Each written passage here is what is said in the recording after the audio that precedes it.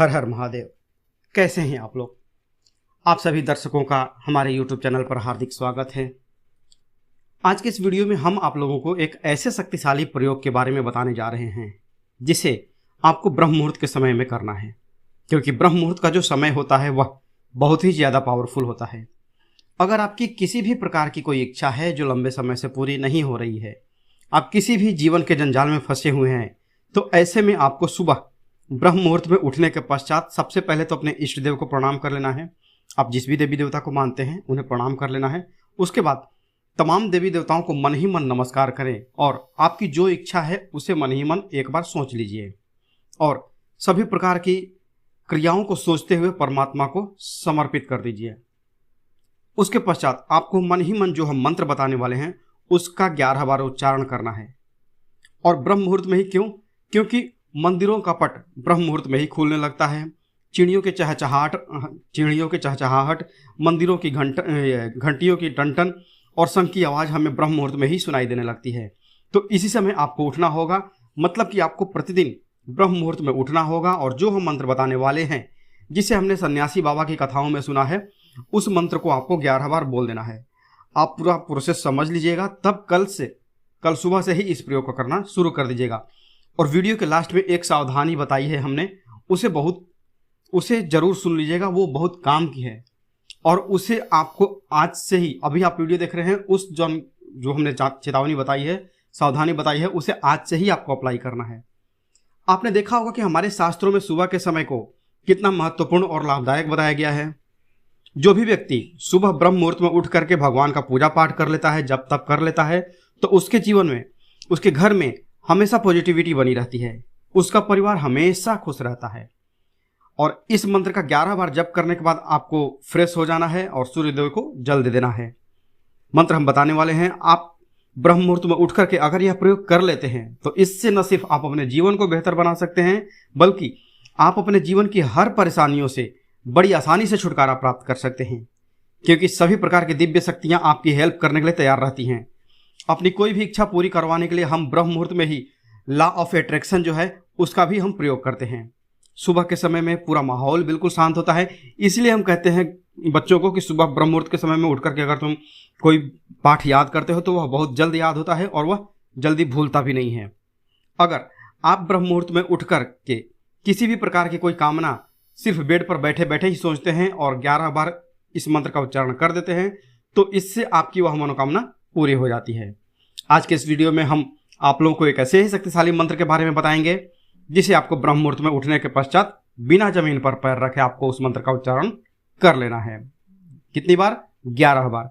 यदि आप लगातार इस मंत्र का उच्चारण करना प्रारंभ कर देते हैं ना, जब भी टाइम मिले, सुबह शाम दोपहर, जब भी आपको समय मिले, तो इससे आपके जीवन में बदलाव होना प्रारंभ हो जाएगा। आपकी मनोकामना धीरे धीरे करके पूरी होने लगेगी। आप खुद ही देखेंगे कि कुछ ही दिनों में आपका वह कार्य बनना प्रारंभ हो जाएगा जो पहले कठिन लगता था। क्योंकि अगर आप सुबह के समय में इस प्रयोग को करते हैं तो इस समय सृष्टि एक नई ऊर्जा के साथ संचालित होती है। सूर्यदेव उस समय अपने नई ऊर्जा के साथ सबको रोशनी देते हैं। तो ऐसे में आपको जो भी पॉजिटिव ऊर्जा प्राप्त होगी उससे आपका कार्य संपन्न हो जाएगा। तो चलिए जानते हैं क्या है वह मंत्र और इसको कैसे करना है। इस मंत्र को अगर आप 11 बार उच्चारण कर लेते हैं तो इससे आपको तीनों देवों का आशीर्वाद मिलेगा। ब्रह्मा, विष्णु, महेश का आपको आशीर्वाद मिलेगा और उन तीनों का तत्व तो आपके अंदर जागृत होने लगेगा। इसलिए अगर आप इस मंत्र का उच्चारण करते हैं तो इससे आपके शरीर में वह तत्व जागृत होने लगेगा और जो भी आप काम करेंगे वह काम देखते ही देखते आपका पूरा हो जाएगा। आपकी सभी प्रकार की मनोकामना भी धीरे धीरे करके पूरी होनी प्रारंभ हो जाएगी। तो आपको क्या करना है? सुबह शाम दोपहर जब भी समय मिले आपको इन तीनों तत्वों को जागृत करके रखना है। आपको इसको जगा के रखने का प्रयास करना है।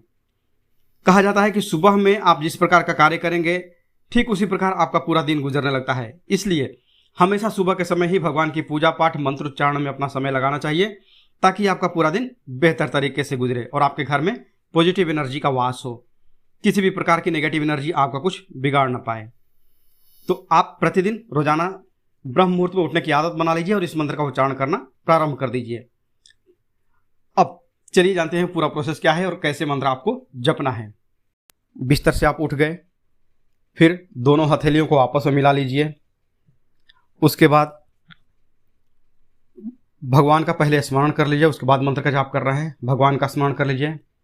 कराग्रे वसते लक्ष्मी, कर मध्ये सरस्वती, करमूले तु गोविंदः, प्रभाते कर दर्शनम।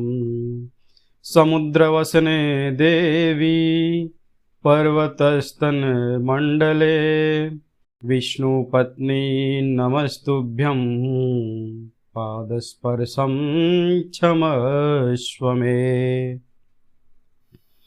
इसके बाद आपको 11 बार जो मंत्र जाप करना है वो है ओम नमो हरिहराय नमः, ओम नमो हरिहराय नमः।